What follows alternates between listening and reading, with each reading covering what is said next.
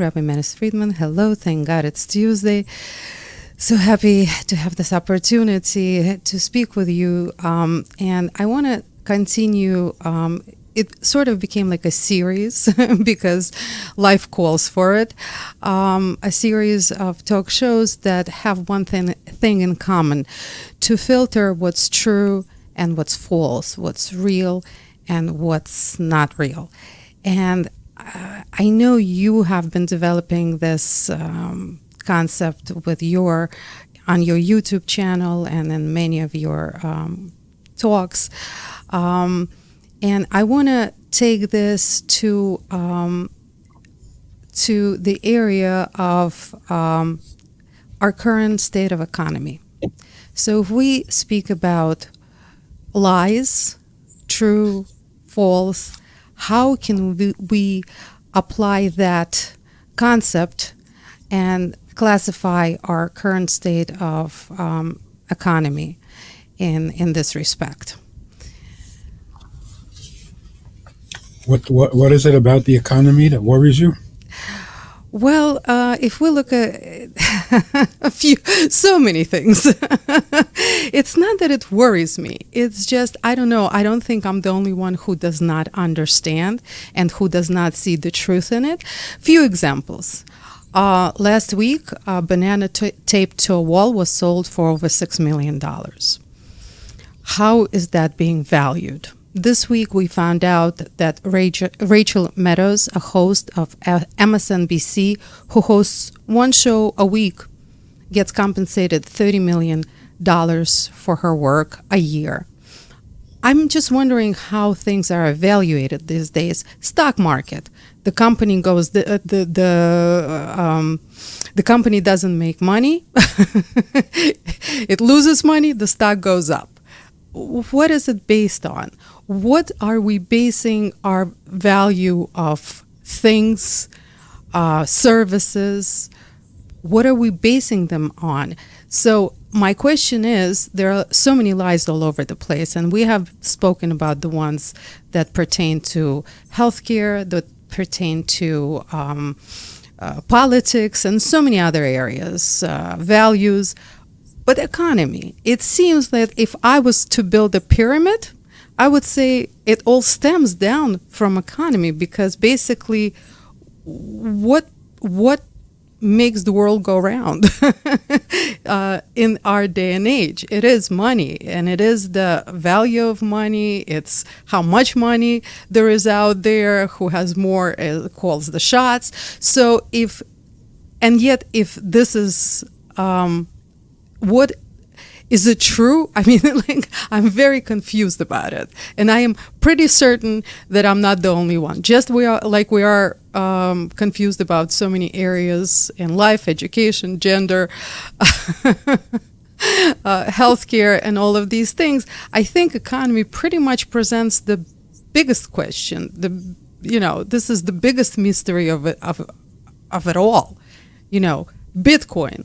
Mathematical mining, all of a sudden, through the roof.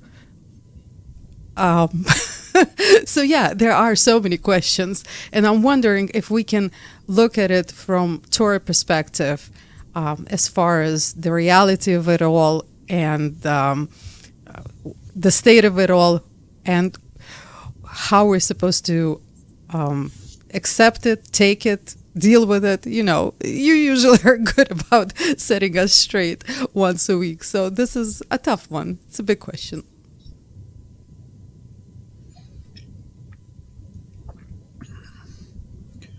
When I was a teenager, I used to spend time in the yeshiva with the older students, where I wasn't exactly welcome, but I would sneak in. I admire these boys, the older classes. They were very wise. Anyway, so one Friday night, there were three guys sitting at a table, and they were talking, and the conversation came around to the value of things and how it's determined. And they were talking about the tablecloth that was on the table. How do you determine how much this tablecloth is worth? So one of them explained that there is supply and demand. Whatever is in smaller supply is more expensive. Whatever is in plentiful supply is cheaper. The other one said, no, it depends on the value of gold at the market at the time, the standard. And he explained it quite intelligently. But then the third guy, who happened to be a Russian boy, he says, Chevra, listen to me. When you need a tablecloth, it's worth everything. And when you don't need a tablecloth, then it's worth nothing. That was like, whoa.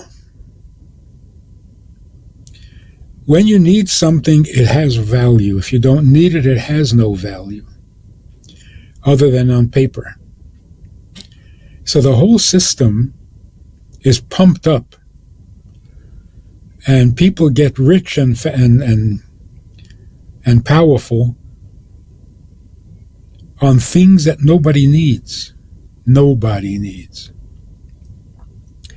The uber wealthy, it seems, the reason they get to be that rich is because they're providing something that everybody needs. If you want to really be rich in reality, in truth, solid, figure out what people need and supply it. It almost doesn't matter how much you charge because everybody needs it. So the volume will make up for whatever price you set on it. On the other hand, you play the game, the money game, the monopoly game. You sell stuff that nobody needs. You make a lot of money. Then one day, something shifts, something changes, and people realize, hey, we don't need that. And you're finished. You're out of business. You're bankrupt. That's if all things are honest and kosher and add to that the cheating, the lying, the false advertisements, the false claims, and you have a total mess. So among the other things that are all fake news, finances is also. It's manipulated, it's inflated, it's deflated. There's nothing real, nothing true going on there. When the world settles down and becomes normal, everything a person can possibly need will be provided in abundance, and it won't cost anything. That would be a normal world. And I'm very much looking forward to that. Aren't we all? where money won't mean anything. What you can buy for money is the objective. And if that becomes available without money, why would you need money? There's something very artificial or contrived. Work hard all week, make a lot of dollars so that you can buy what you need for Shabbos. It's a top-heavy, unwieldy. It shouldn't be like that. It shouldn't be like that. And when the world settles down, there will be no working for money. That whole thing's got to go. It's a terrible system. The haves and the have-nots. The haves are too arrogant. The have-nots are too depressed. It's a terrible system. Rabbi Friedman, but yet this is a system that is in place right now. So it's falling apart like everything else. It's always the question is of how fast. And while it is in place and it's getting to people, for sure it is, to a lot of people, how do you suggest people deal with this Both, on both sides. Those who have abundance and don't know what to do with it, and frivolously spend it, like on taped bananas to a wall, or buying real estate and virtual space for money equivalent to the real estate. I mean, there's so much crazy kind of spending out there. Again, I hope I'm not insulting anybody, but Well, there's really no limit on what you can charge, whatever the market will bear, which is fine. Anybody willing to pay millions of dollars for a banana, knock yourself out. I don't understand how they keep that banana fresh. Me neither. It's a real banana? It can't be. Really, anyway, the worth was that certificate of authenticity, and that was the real value of it. But again, in my crazy mind, I don't get that either. So maybe someone does. So again, there's nothing wrong with it. It's not illegal. It's not immoral, but frivolous, almost childish. Somebody makes a banana popular, and everybody, you have to own that banana. That foolishness is going to disappear. When the world matures, and it is maturing, all of this is going to end. So as it's going on, play the game, but know that it's only temporary. Bearing that in mind, I don't think you would invest in a banana. A few cents for lunch, but that's about it.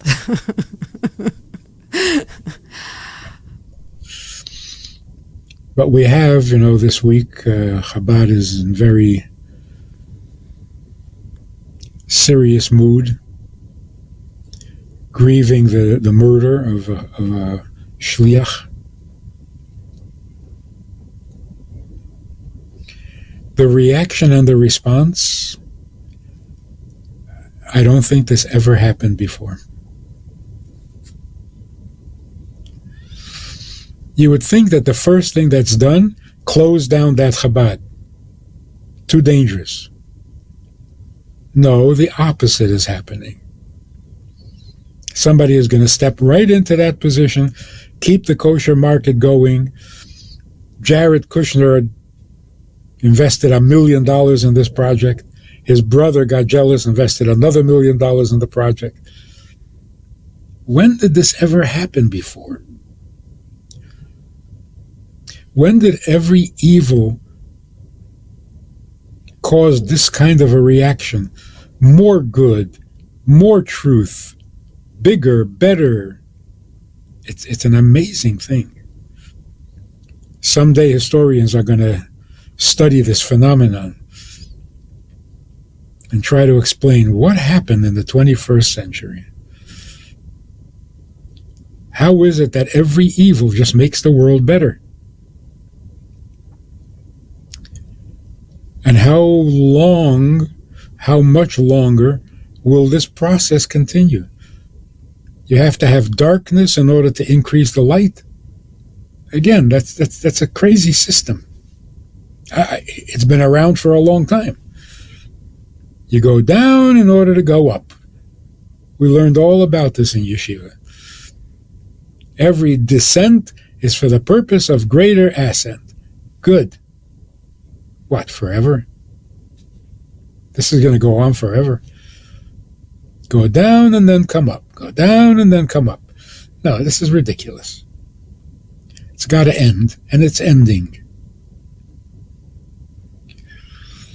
Why they chose this man, the sweetest, most innocent soul, why? We don't know. We haven't heard. There's no explanation. There's no...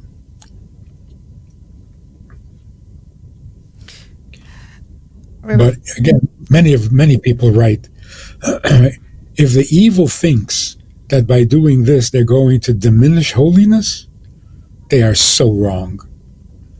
The reaction is going to be an increase. Just in case some of our listeners are not aware of what happened, I believe, well, on Thursday it happened, where a Chabad rabbi, a very young Chabad rabbi, that I believe comes from Moldova originally, a Chabad of United Arab Emirates, got kidnapped on Thursday, and on Sunday, unfortunately, we found out that he has been murdered by the terrorists who have kidnapped him. And this is what Rabbi Friedman is, what we're discussing right now with Rabbi Manis Friedman. And there is no explanation of why. And why anti-Semitism? We're not even trying to explain. But why him? He's minding his own business. He's not political. He's not, I don't know, because he runs a kosher store, so he's very visible. Is that? I don't know. Maybe we'll find out. Maybe we won't. But here's the wake-up call. Everybody gets upset when something bad and evil happens. And we should be upset. Because there is this struggle between good and evil. But here is something new for our generation to consider. Is it possible that the world exists for the purpose of engaging in this battle between good and evil, and in the end, the good will win and the evil will be discontinued? If you think about it, it really doesn't make sense. You live 80, 90, 100 years struggling with good and evil, and in the end, you may end up good. That doesn't seem worth the struggle. If you really don't want evil, then don't create the world, or don't give people freedom of choice, and there's no evil. With all the explanations, and I've studied them all, and we're taught in yeshiva, it doesn't add up. It doesn't justify life itself. Try not to do anything terrible, and that's it. And for this you suffer 90, 100 years? There's got to be something much more significant than good and evil, which is a shocking statement. Because until like yesterday, all of history was good guy, bad guy.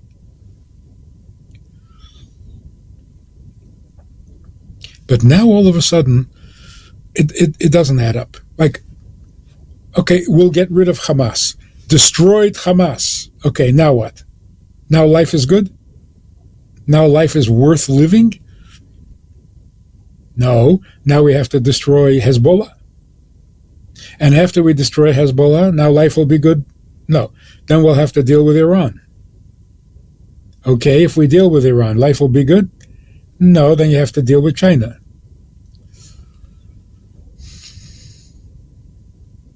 Okay, sooner or later, all evil will be removed from the world. Was it worth the effort?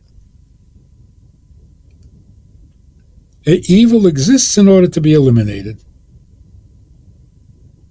And then what? And then the world is what it would have been had you never created evil. What's the point?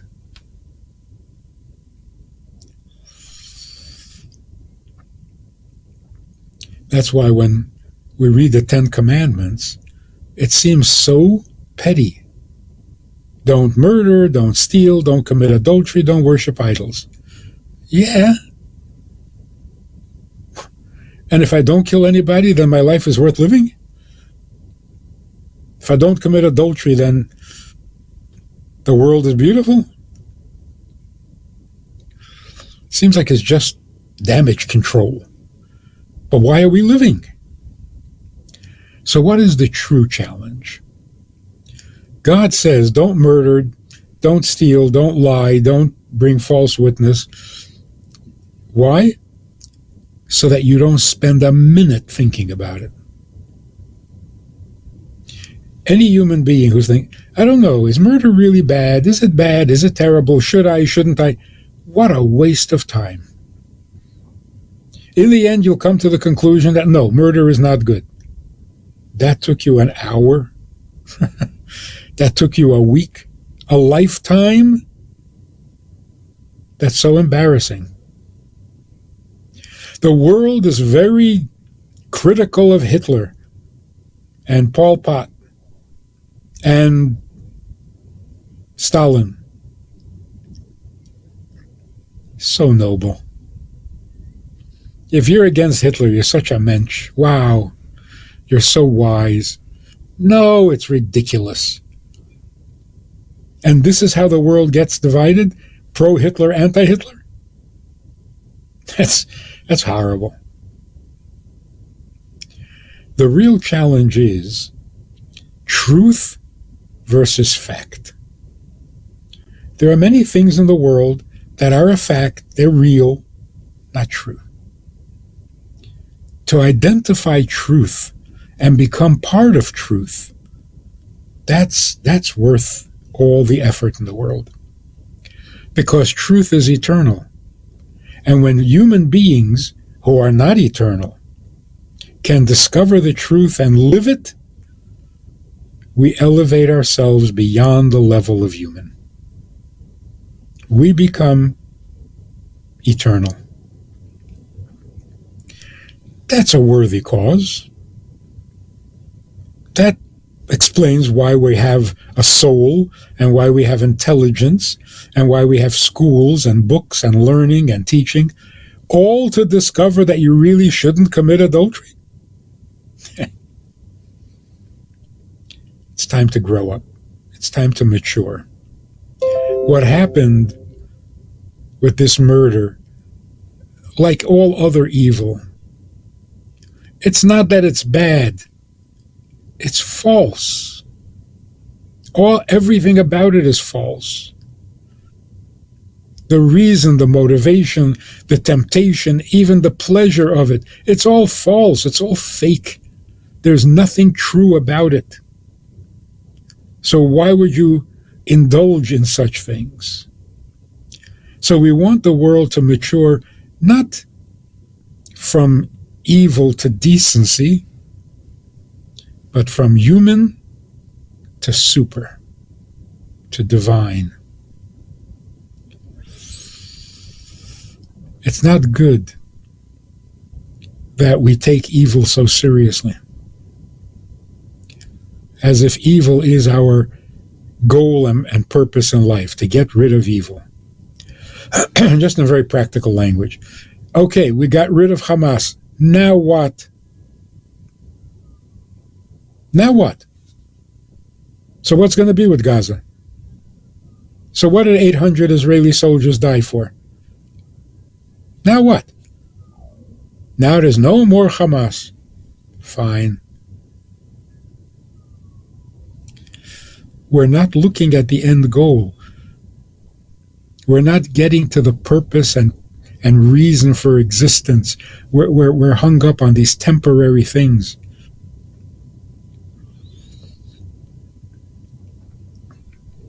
We're going to find the murderers and they're going to be executed. Fine. That's it? Now the world is good?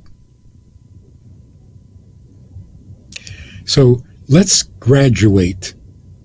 Stop fighting evil and let's get to the truth. When you get to the truth, the evil will disappear.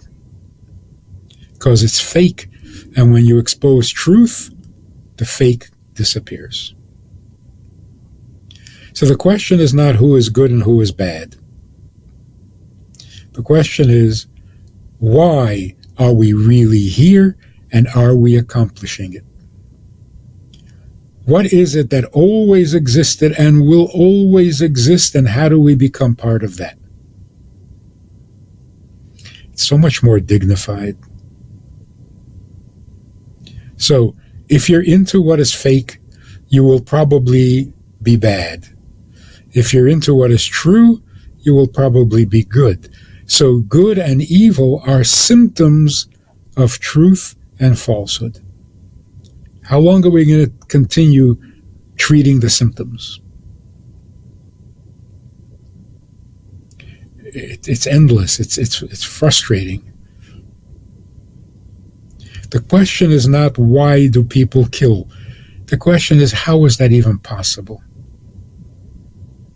In God's world, why is that possible? It's got to stop being possible. Because it shouldn't be. According to truth, it should not be. Not you shouldn't do it. It shouldn't exist. It exists, and we have to make a choice about it. That's miserable. That is not good enough, even if I make the right choice about the symptoms. I want to get to the truth. In God's world, ungodliness has no place. Not murder and mayhem. A false god. Anything false. Where is this coming from? If God created the world, then the world should be godlike. If you give birth to a child, the child should look like you. Not like a monster. How do you give birth? A human being gives birth to a person and the person is a hyena. How did that happen? Not why, how. So, well, we can cure the hyena. No, it shouldn't happen in the first place. Now, that's a challenge that we've been talking about for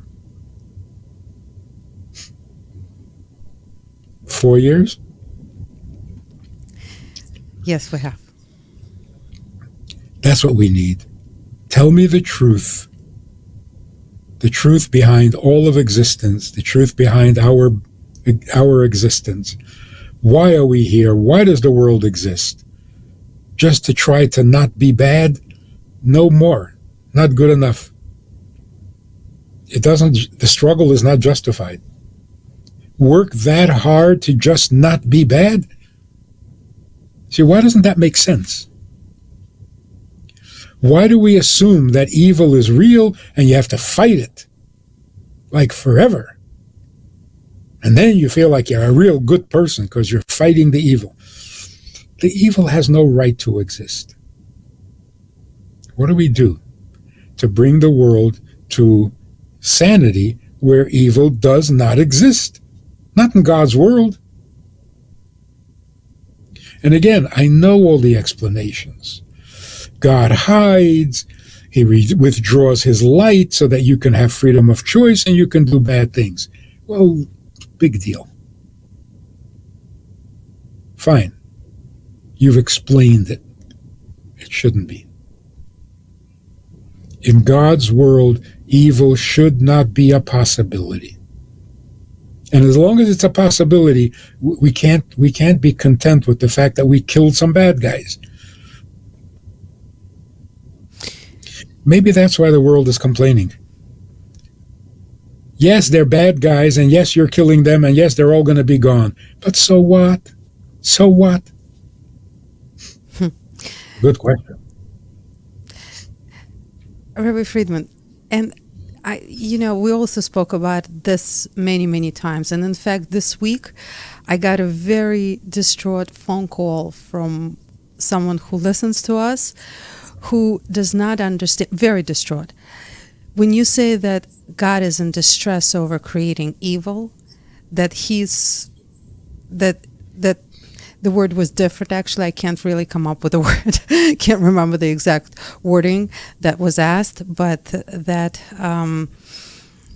God is very, very upset about it, like it was a mistake, sort of. This was the concept that a person understood from one of your lectures or one of your conversations, and it crashed her world, that God is devastated over evil, like it's something that it was a mistake, that this is not something that should have been, which is sort of brings us to the conversation we're having right now, because everything is happening is, of course, in God's hands and in God's plans and in God's doing. So all of this shouldn't be, but it is. And of course, that brings us to the age-old question. Why does it? Why? Why? It's devastating for everybody. So why?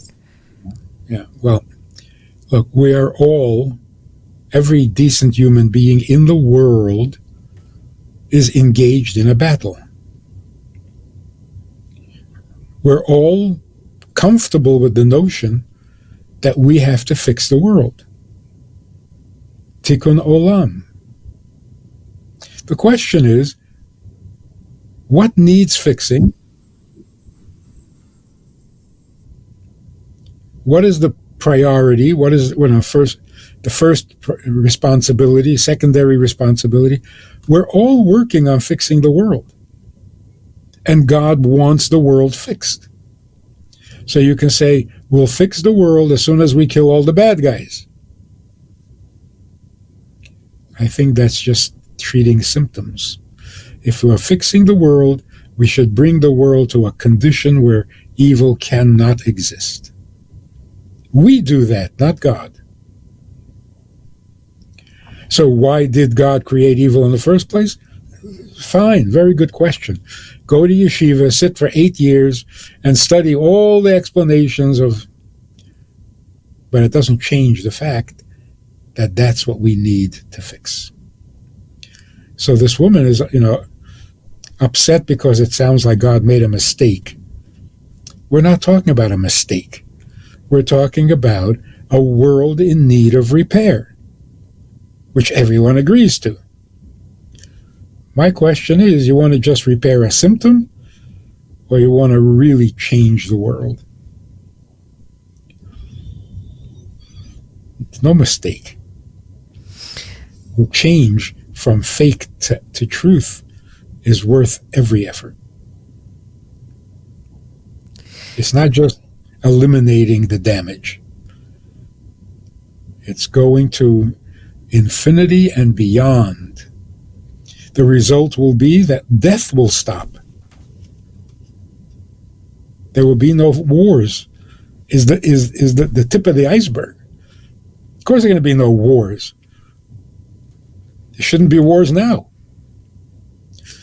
But there'll be no war, there'll be no death, there'll be no tears, there'll be no illness, there'll be no destruction. Now we got a world worth living in. Even for God.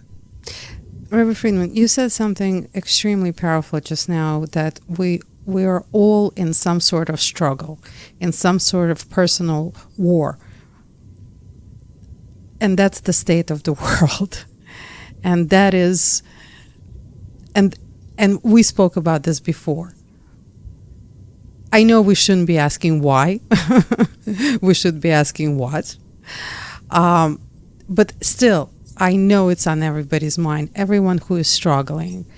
And the fact that so many are struggling, pretty much everyone in one area of their life or another. Did God intend for all of this to happen? Is this that first part of the world that has to be in order for it to be something else?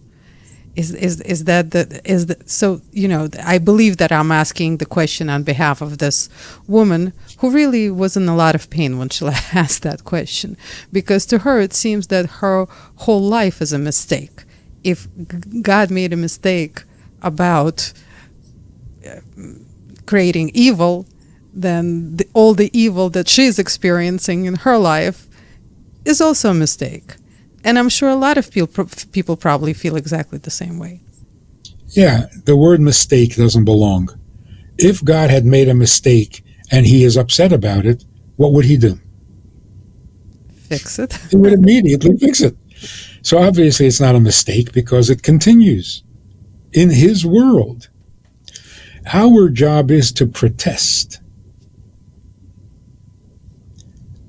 There is evil in the world. Our job is to protest. There's pain in the world. Our job is to heal it. We know that. That's always been the case. All I'm saying is there's a more noble element to this job than just not being an animal. There's much more. So let's not be content with killing a bad guy. If you have to kill him, kill him. Don't celebrate. That's not a celebration.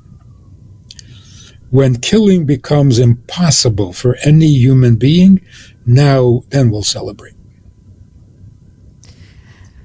I don't think we have grown up enough just yet to know how to get past this stage. We know how to fight evil, and a lot of people are really, really good at it, but can't. Not enough, obviously. Yeah. No, but even the protest itself, the asking why, that's part of the cure. If you're tolerating it, then you're part of the problem. But if it disturbs you, then you're part of the solution. You don't have all the answers, but you're going in the right direction. So the question is this. The Rebbe said we have to demand from God ad Mosai. How much longer do we have to wait for Moshiach? Just asking that question puts you on the right track. Being upset that things are not better, that's good. But what are you upset about? And what will you be content? Which change will make you happy? If all the bad guys are killed, you're going to be happy? It's not good enough. We should be asking not only how much longer are people going to continue to be evil. We should go a step further. How much longer will evil be a possibility in God's world? Because it shouldn't be. So let's just set our standards a little higher, be a little more ambitious about the future of this universe, and go for the gold.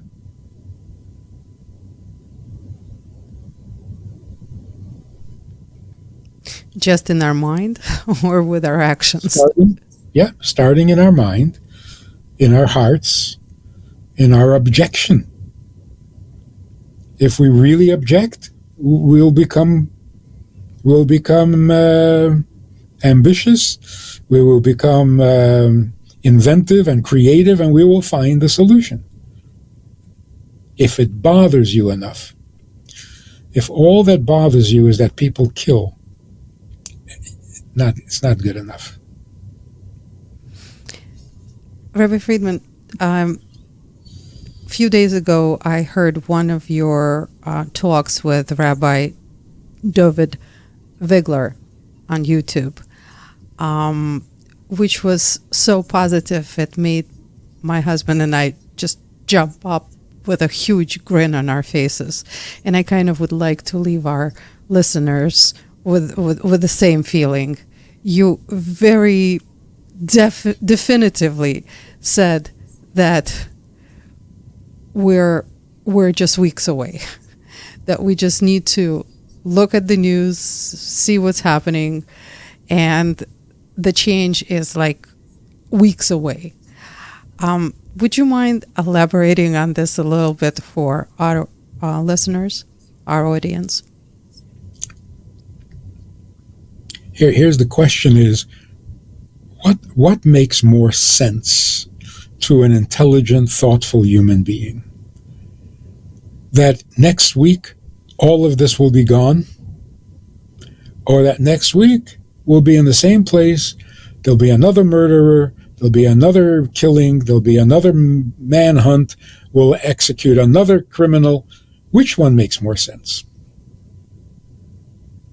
Not which is your wishful dream. Which one is more realistic? Here's the terrible problem. The terrible problem is that most people will say, next week there'll be another murder. As if that's an intelligent position to take. It's not. See, that's part of the lie. Part of the fake news is that fake news will always be around. No, it won't.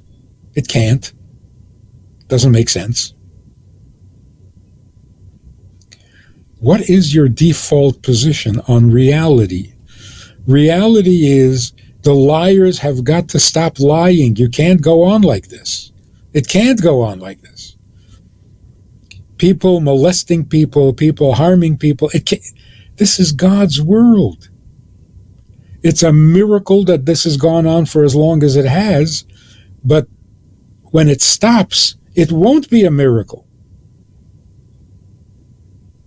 When things become normal, that won't be a miracle. The miracle is another day went by and we're still not normal. That's a miracle. That's a puzzle that needs to be explained. But if all of a sudden everything was just plain normal, what do you need to explain?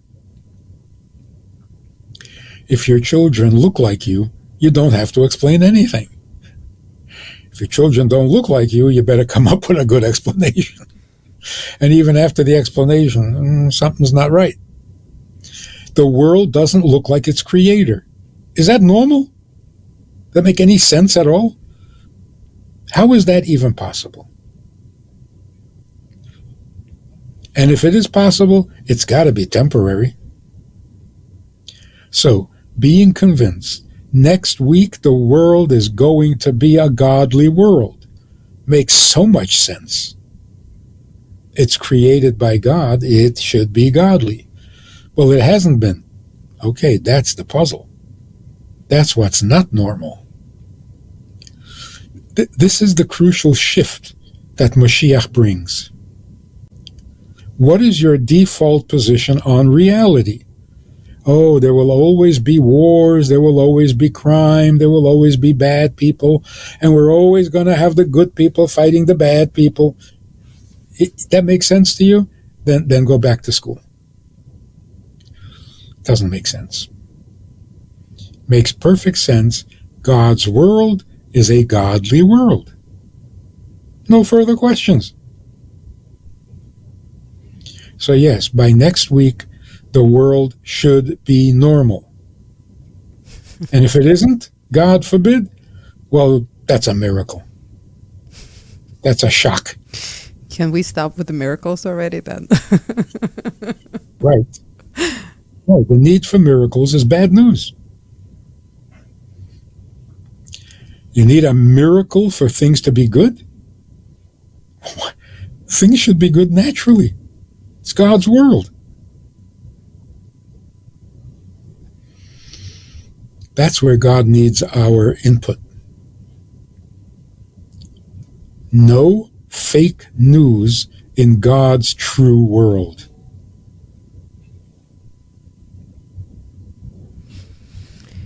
Rabbi Friedman, thank you so much. Thank you for this amazing program. It's getting, at the same time, I don't know how it's possible, but it's getting more confusing and less confusing at the same time. Oh, it's getting more upsetting, but less confusing. Yeah, it is. Well, hopefully the upsetting part is going out of style. So, thank you so much. Thank you for this time. Thank you for your wisdom, and hopefully next week we'll be celebrating coming of Moshiach on Thank God It's Tuesday program. Thank you. That would make perfect sense. Amen to that. Thank you so much.